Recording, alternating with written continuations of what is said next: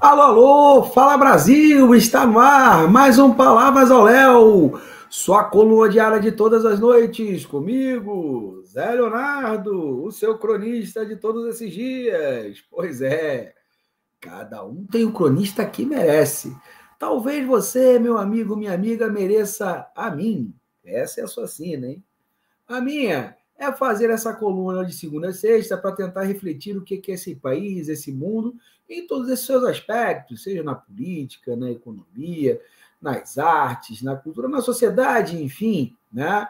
Esse é o desafio, gente, é o desafio que eu me propus aí nesse tempo que a gente tá no ar, desde as disrupções, né? Que voltará dentro em breve.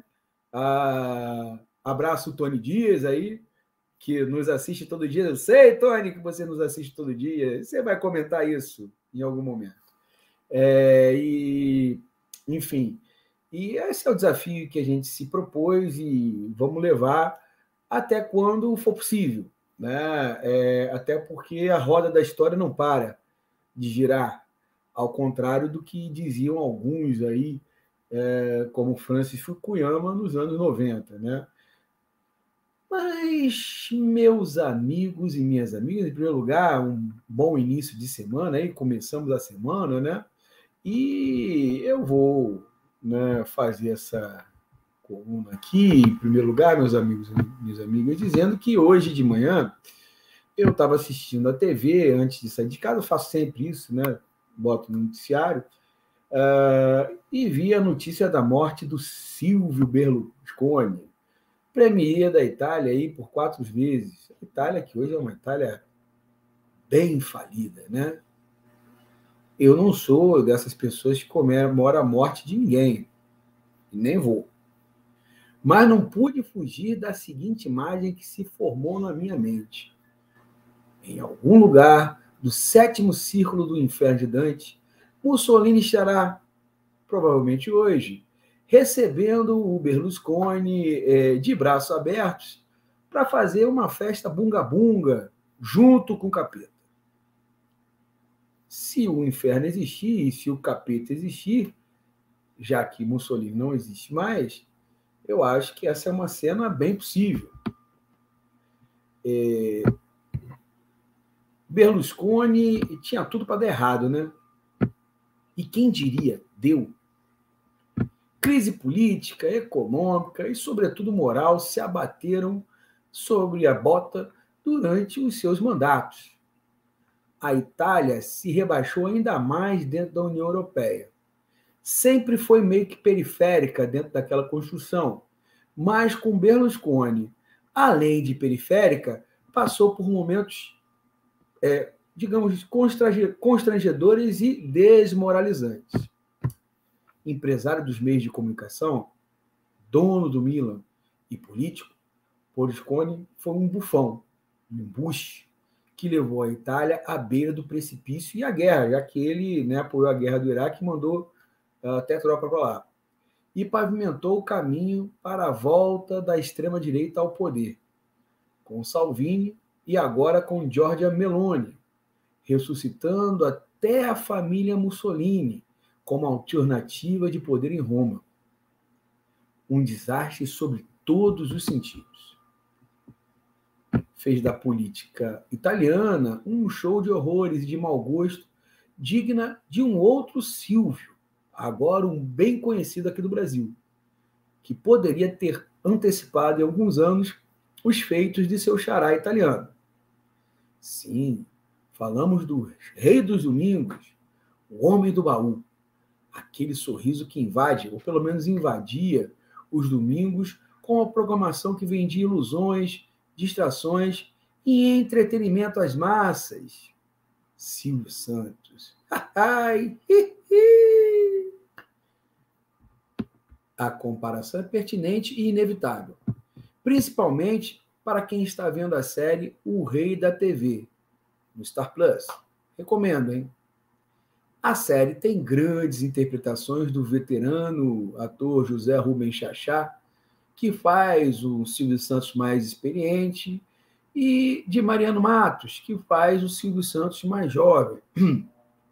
mas esbarra numa narrativa que, apesar de não esconder os podres do Silvio Santos, reforça o mito de que ele é um cara trabalhador, que veio de baixo, alcançou a fama e fortuna e atraiu o desprezo e o desdém dos ricos mais tradicionais.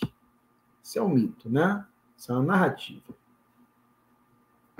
Mas, como não sou crítico de TV ou cinema, não é isso que me interessa nessa comparação.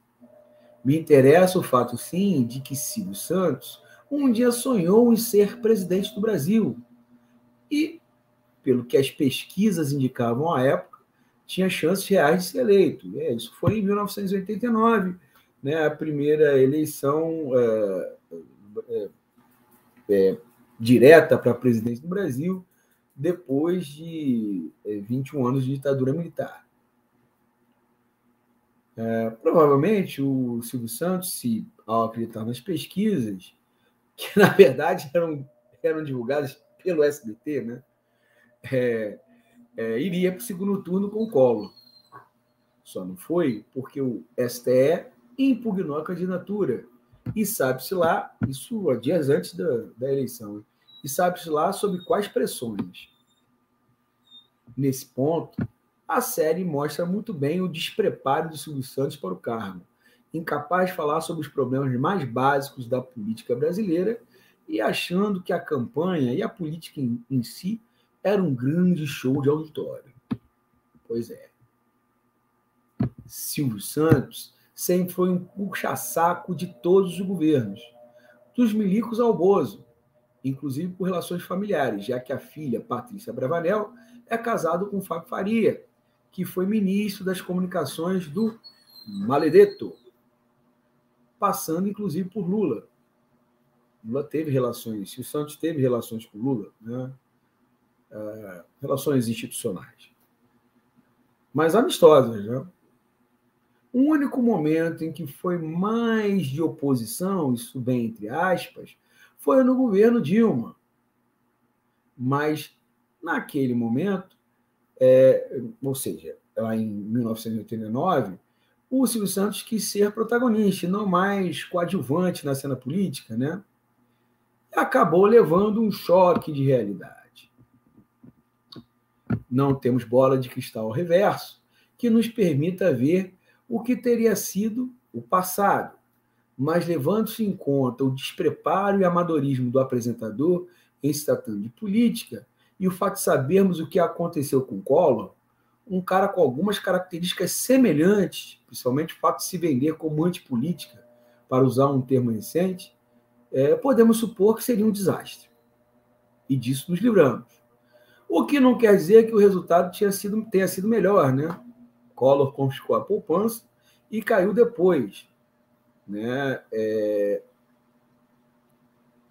Talvez aí, nesse contexto, a capacidade do Silvio Santos de enganar talvez fosse maior, né? Talvez fosse até um problema maior nesse sentido, né? Enfim, Silvio Santos poderia ter adiantado Berlusconi, mas não vingou. Berlusconi antecipou Trump, Bolsonaro, Salvini e Meloni. Tirem suas próprias conclusões. Quanto valeu o show? Nesses casos, o show custou muito caro. E não tínhamos a Aracide Almeida para dar 5 mangos para o calouro e mandar ele de volta para casa feliz da vida. E tendo dito isto, meus amigos e minhas amigas, entrego esse abacaxi em vossas mãos para que você possa descascar, deglutir e digerir. E até amanhã, pessoal!